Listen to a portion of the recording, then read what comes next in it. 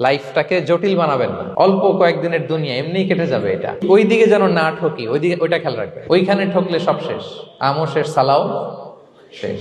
ওইখানে যেন ঠকে না যায়, এটা খেয়াল রাখতে হবে। তাহলে প্রথম ফ্যাক্টর হচ্ছে সুখী সমৃদ্ধ জীবনের will make our life simple.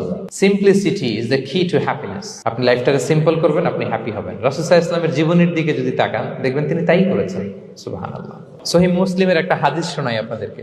আম্মা জান আয়েশা রাদিয়াল্লাহু তাআলা আনহা বর্ণনা করেন। তিনি বলেন, একদিন সকালবেলা রাসূল সাল্লাল্লাহু আলাইহি ওয়াসাল্লাম আমার বাসায় আসলেন। ফজর নামাজ পড়ে এসে বলতে, আয়েশা ফজর নামাজ পড়ে আসছি, ব্রেকফাস্ট করার মতো কিছু আছে ঘরে?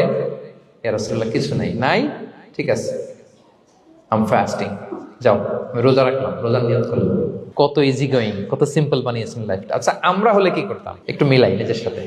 সাধারণত আমরা যেটা করতাম, আমরা অনেকে রেগে যেতাম। প্রিয় ভাইয়েরা, ঘরে কিছু নাই মানে তুমি আগে জানাবা না আমাকে? হ্যাঁ, গত রাতে বললে তো কিছু নিয়ে আসতে পারতাম। সাধারণত এইভাবেই তো রিয়েক্ট করি আমরা, আগে জানাবা না কেন, আগে বলো না, রেগে যেতাম। অথবা বলতাম, আচ্ছা ঠিক আছে, এখন যে একটা কিছু ব্যবস্থা করি, দেখি কিছু পাওয়া যায় কিনা। এরকম অনেক ওয়ে খুঁজতাম।